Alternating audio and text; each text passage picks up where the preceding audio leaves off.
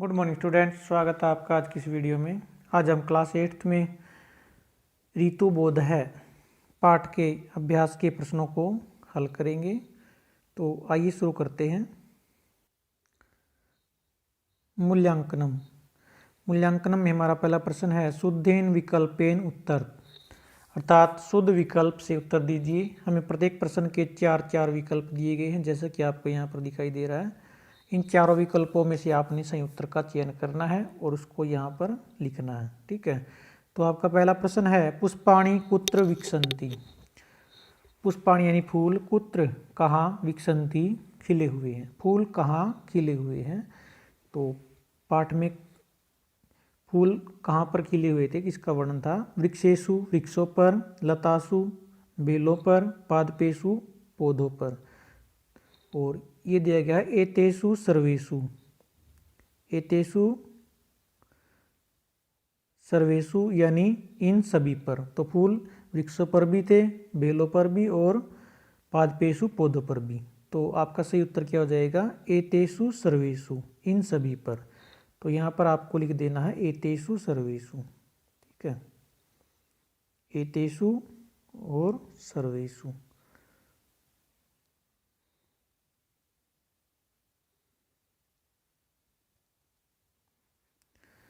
ठीक है, दूसरा आपने ध्यान रखना, जब आप कॉपी में लिखोगे इसको नोटबुक में लिखोगे, बुक में आपने ये वाला फिल करना है, लेकिन जब नोटबुक में लिखोगे तो आपने ये तीन ऑप्शन लिखने हैं, ये नहीं लिखना नोटबुक में।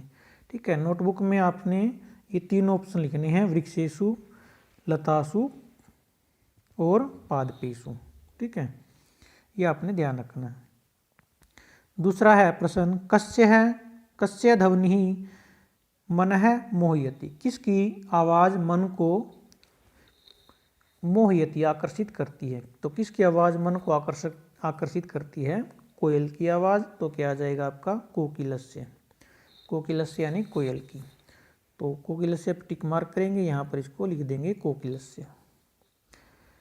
तीसरा प्रश्न है कति ऋतवः भवन्ति, ऋतुएं कितनी होती हैं। तो ऋतुएं आपको पता है 6 ऋतुएं होती है भारत में।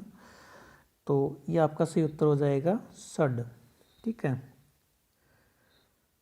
उसके बाद आपका प्रश्न है उष्णतायाः आधिक्यम कदा भवति, उष्णता यानी गर्मी की आधिक्यम अधिकता कदा भवति कब होती है।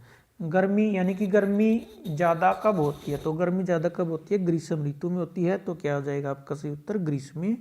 ग्रीष्मी पर टिक मार्क करेंगे, यहाँ पर लिखना आपने ग्रीष्मी। ठीक है, यहाँ पर साथ साथ लिखना भी है सभी में, यहाँ पर भी लिखना आपने सही उत्तर है, यहाँ पर भी, ऊपर भी, जो सामने डैश दिया गया है उसमें आपने सही उत्तर को लिखना भी है। अगला प्रश्न है हेमंतः ऋतु कयोः मासयोः भवति, हेमंत ऋतु किन महीनों में होती है। तो ये बताना आपने, जो हेमंत ऋतु आती है तो वो कौन कौन से महीने में आती है। तो प्रत्येक ऋतु के आपको पता है 2-2 महीने होते हैं। तो हेमंत ऋतु के आपके जो महीने होते हैं वो होते हैं मार्गशीर्ष और पौषयोः। ठीक है, तो मार्गशीर्ष और पौष के महीने में हेमंत ऋतु आती है। तो आपका सही उत्तर हो जाएगा मार्गशीर्ष पौषयोः। ठीक है, यहाँ पर आप लिख देंगे मार्गशीर्ष पौषयोः। अगला प्रश्न है आपका पश्यत। ठीक है, पश्यत यानी कि देखो, इति क्रियापदम कस्मिन लकारे अस्ति, यह क्रियापद किस लकार में है। यानी कि पश्यत कौन से लकार में आता है, लट में आता है, लोट में आता है, लंग में आता है, लिट में आता है, विधिलिंग में आता है। कौन से लकार में पश्यत जो है ये शब्द रूप धातु रूप बनता है। ठीक है, तो पश्यत आपका जो धातु रूप है वो आपका लोट लकार में बनता है। लोट लकार जो है दृश्य धातु का वो आपका बनता है पश्यतु, पश्यताम और पश्यन्तु। ये आपका प्रथम पुरुष है। और मध्यम पुरुष में आपका बनेगा पश्य, पश्यतम और पश्यत। तो ये वाला आपसे पूछा गया है, ये जो आपका यहाँ पर दिया गया ये वाला रूप है पश्यत का बनता है, ये लोट लकार में और आपसे अगर ज़्यादा पूछे तो लोट लकार के मध्यम पुरुष में और कहाँ पर बहुवचन में, लोट लकार में मध्यम पुरुष में और कहाँ पर बहुवचन में। ठीक है, तो ये आपको पूरा पता होना चाहिए। लोट लकार में आपका रूप बनता है, मध्यम पुरुष में बनता है और बहुवचन में बनता है। पश्य, पश्यतम, पश्यत। ठीक है, तो आपका सही उत्तर क्या हो जाएगा? लोट लकार। ठीक है, तो यहाँ पर आपने लिख देना है लोट। अगला है वाटिकायाम इत्यत्र का विभक्ति। वाटिकायाम जो शब्द आपका, ये कौन सी विभक्ति में बनता है? ये आपसे पूछा गया है कि वाटिकायाम शब्द में कौन सी विभक्ति है, यहाँ पर कौन सी विभक्ति है। तो वाटिकायाम का क्या अर्थ होता है? वाटिका में। ठीक है, तो और में और पर आपके कहाँ बनते हैं? अधिकरण के निशान होते हैं। में और पर आपके अधिकरण के निशान होते हैं और अधिकरण में सप्तमी विभक्ति का प्रयोग किया जाता है। तो वाटिकायाम में कौन सी विभक्ति आपकी? सप्तमी है। ये आपका सही उत्तर हो जाएगा सप्तमी। ठीक है, सप्तमी में आपके रूप बनते हैं वाटिकायाम, वाटिकयो, वाटिकासु। ठीक है, वाटिकायाम, वाटिकयो, वाटिकयो हो और वाटिकासु। तो वाटिकायाम का बनता सप्तमी विभक्ति के एक वचन में बनता है। ये भी आपको पता होना चाहिए कौन से वचन में बनता? एक वचन में।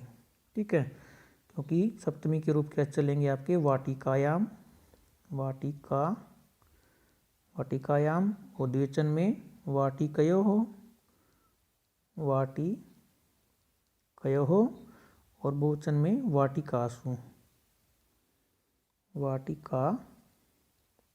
ठीक है, तो ये आपसे पूछा गया ये कहाँ पर बनता? सप्तमी विभक्ति के एक वचन में आपका रूप बनता है। तो आपसे यहाँ पर सिर्फ विभक्ति पूछी गई है, तो आपका सही उत्तर क्या हो जाएगा? सप्तमी। ठीक है, और दूसरा आप हिंदी से भी आपका इसका पता लगा सकते हैं। जैसे वाटिकायाम का अर्थ होता है वाटिका में और पर, ये आपके अधिकरण के निशान होते हैं और अधिकरण में सप्तमी विभक्ति का ही प्रयोग किया जाता है। ठीक है, तो इस प्रकार से भी आप इसको पहचान सकते हो। अगला प्रश्न आपका है, ग्रीष्म है इत्यस्य विलोम पदम किम। ग्रीष्म का विलोम पद क्या होता है?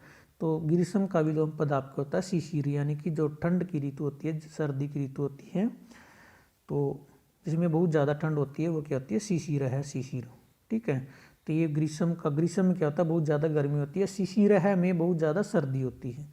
सर्द ऋतु में हल्की हल्की सर्दी होती है, लेकिन इसका विपरीत क्या हो जाएगा? सही शिशिर है, जिसमें बहुत ज़्यादा ठंड होती है। तो शिशिर पर आपने टिक मार्क कर ला और यहाँ पर लिख देना सी रह। ठीक है, शिशिर है, शिशिर है।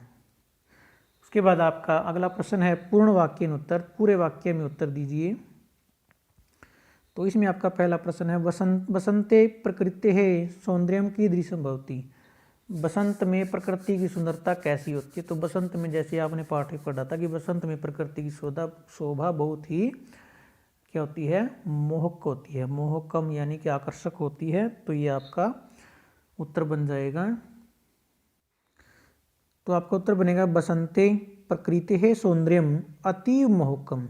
सिर्फ आपने क्या करना, की दृश्यम की जगह पर क्या लिखना? अतीव मोहकम भवती। बाकी सारा आपका प्रश्न है। बसंत में प्रकृति की सुंदरता बहुत आकर्षक होती है। ठीक है, अतीव मोहकम शब्द आपने याद रखना है। ये दोनों अतीव मोहकम किसकी जगह पर लिखने? की दृश्यम की जगह पर।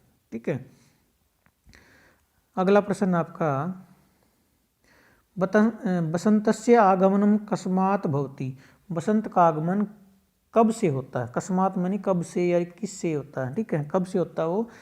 तो जैसे कि आपने पढ़ा था कि जो बसंत का आगमन होता है वो बसंत पंचमी से ही हो जाता है। ठीक है, तो आपका सही उत्तर हो जाएगा बसंतस्य आगमनम। ये आपका प्रश्न है, बसंतस्य आगमनम कस्मात् की जगह पर सिर्फ क्या लिखना है? बसंत पंचमीतः है, बसंत पंचमी से भवती होता है। ठीक है, बसंत का आगमन बसंत पंचमी से होता है। कस्मात् की जगह पर सिर्फ बसंत पंचमीतः है, एक ही शब्द आपने चेंज करना है। ठीक है, बसंत पंचमीतः है। बसंत का आगमन बसंत पंचमी से होता है। आगे है षण्णाम ऋतूनाम नामानि लिखित। 6 ऋतुओं के नाम लिखो। तो 6 ऋतुएं जो आपकी होती हैं उनके आपने नाम लिखने हैं। तो आप क्रम से नाम लिख देंगे। बसंत है, ग्रीष्म, वर्षा, शरद, हेमंत है, शिशिर है, च षड ऋतु है, संति। 6 ऋतुएं हैं, या षड ऋतु है, भवंती लिख सकते हैं, या संति की बात है। तो 6 के 6 ऋतुओं के आपने नाम याद रखने हैं अच्छे से, और इनको क्रम से लिख देना। बसंत है, ग्रीष्म है, वर्षा, शरद, हेमंत है, शिशिर है। ठीक है। उसके बाद आपका अगला प्रश्न है सर्दी के उत्सव भवंती। शरद ऋतु में कौन कौन से उत्सव होते हैं? तो जैसे कि आपने पढ़ा था, जो आपकी विजयदशमी है, ठीक है, अब आपकी शरद ऋतु चल रही है, जो आपकी दिवाली गई है और दशहरा गया है, इस समय आपकी शरद ऋतु होती है, क्योंकि यहाँ पर जो ठंड होती है वो हल्की हल्की शुरू हो जाती है। ठीक है। और जो आपकी दिसंबर जनवरी आएगी, इसमें जनवरी में आपकी वो शिशिर ऋतु हो जाएगी, जो ठंड बिल्कुल ज़्यादा हो जाती है। ठीक है। तो सर्दी विजयदशमी दीपावली च इति उत्सव भवति। शरद ऋतु में विजयदशमी और दीपावली ये 2 उत्सव होते हैं, जो मेन मुख्य उत्सव यही होते हैं। बाकी बहुत जैसे भैया दूज है, लेकिन जो मुख्य उत्सव है जिनको पूरा देश मनाता है वो ये होते हैं विजयदशमी दीपावली च। ठीक है। तो आपका सही उत्तर क्या है? सर्दी विजयदशमी दीपावली च इति उत्सव भवति। अगला प्रश्न आपका कस्मिन् ऋतौ प्राणिने शीत भीतः भवन्ति। किस ऋतु में प्राणी ठंड से भयभीत होते हैं? तो किस ऋतु में होते हैं? ठंड किस ऋतु में सबसे ज़्यादा होती है? शिशिर ऋतु में। तो कस्मिन की जगह पर क्या लिखना आपने? सिर्फ शिशिरे। ठीक है, शिशिरे। तो क्या हो जाएगा? शिशिरे ऋतौ प्राणिने शीत भीता भवन्ति। बाकी सारा प्रश्न ही है। शिशिरे कस्मिन की जगह पर शिशिरे लिखना है। शिशिर ऋतु में प्राणी ठंड से भयभीत होते हैं। आगे है सरस्वती पूजनम कस्मिन अवसरे भवति। सरस्वती पूजन किस अवसर पर होता है? तो सरस्वती पूजन आपका कब होता है? सरस्वती पूजन बसंत पंचमी पर होता है। तो कस्मिन अवसरे की जगह पर आपने क्या लिखना? बसंत पंचम्याम। तो सरस्वती पूजनम, ये दोनों शब्द आपके कट जाएंगे। कस्मिन अवसरे, तो इनकी दोनों की जगह पर क्या जाएगा? बसंत पंचम्याम, बसंत पंचमी पर या बसंत पंचमी के अवसर पर भवती होता है। ठीक है। सरस्वती पूजन बसंत पंचमी के अवसर पर होता है या बसंत पंचमी के समय होता है। ठीक है। उसके बाद आपका अगला प्रश्न है प्रश्न नंबर 3, विशेषणानि विशेष्यैः सह योजयत। विशेषणों को विशेष्यों के साथ मिलाना आपने। ठीक है। तो यहाँ पर जो एक कॉलम है आपका इस साइड का, ये विशेषण शब्द दिए गए हैं, और दूसरे कॉलम में आपको विशेष्य शब्द दिए गए हैं, जो आपने पाठ में पढ़े हैं उन्हीं में से आपको दिए गए हैं। तो कौन सा विशेषण किस विशेष्य के साथ आया था पाठ में, उनको आपने मैच करना है। तो सबसे पहला है आपका है मनोहरम। एक बार इनको वैसे पढ़ लेते हैं, इनको अर्थ जान लेते हैं। मनोहरम सुंदर, पीतानी क्या होता है? पीले, सस्य श्यामला फसलों से हरी भरी, शीतल ठंडी, वैविध्यपूर्ण विविधतापूर्ण, द्वयोः दो, वस्त्राणि कपड़े, वायु हवा, दृश्यम दृश्य, प्रकृति प्रकृति, मास्योः महीनों में, और भूमि ही। ठीक है। तो सबसे पहला आपका विशेषण है मनोहरम। तो मनोहरम का मैच आपका किसके साथ होगा? दृश्यम के साथ। तो क्योंकि जो सुंदर क्या था वो दृश्य था। ठीक है, मनोहरम दृश्यम। उसके बाद है पीतानी यानी पीले। पीले क्या थे? बसंत पंचमी पर लोग क्या पहनते थे? पीले कपड़े पहनते थे। पीतानी वस्त्राणी हो जाएगा आपका। ठीक है। सस्य श्यामला फसलों से हरी भूमि, फसलों से हरी भरी क्या होती है? भूमि होती है। तो ये आपका हो जाएगा भूमि। ठीक है। और उसके बाद है शीतलय। शीतलय क्या होती है? ठंडी हवा। ये आपका हो जाएगा वायु के साथ, वायु। वैविध्यपूर्ण यानी कि विविधतापूर्ण, अनेक प्रकार क्या है? हमारी संस्कृति है। संस्कृति भी होती है और प्रकृति लगा सकते हैं। ठीक है। यहाँ पर प्रकृति शब्द दिया गया है, तो यहाँ पर क्या आ जाएगा आपका? प्रकृति। ठीक है। और द्वयोः मासियो, 2 महीनों में, ये आपका आ जाएगा द्वयोः मासियो। ठीक है। तो इसकी जगह पर आप इनके सामने यहाँ पर नंबरिंग भी डाल सकते हैं, जैसे मनोहरम दृश्यम, दृश्यम के सामने 1 लिख देंगे आप। पीतानी वस्त्राणी, यहाँ पर 2 लिख देंगे। सस्यश्यामला भूमि, यहाँ पर आपका आ जाएगा 3। और शीतलह वायु, ये 4 आ जाएगा आपका। वैविध्यपूर्ण प्रकृति 5, और ये द्वयोः मासियो 6 आ जाएगा। इस प्रकार आप इनकी नंबरिंग डाल सकते हैं सामने से। तो यहाँ पर आपके 3 प्रश्न कंप्लीट हो जाते हैं। बाकी प्रश्नों को हम नेक्स्ट वीडियो में हल करेंगे। आज के प्रश्नों में से आपने फर्स्ट व सेकंड प्रश्न को अपनी नोटबुक में लिख लेना है और तीनों प्रश्नों को बुक में फिल कर लेना, साथ ही याद भी कर लेना है, ठीक है। तो आज के लिए सिर्फ इतना ही, धन्यवाद।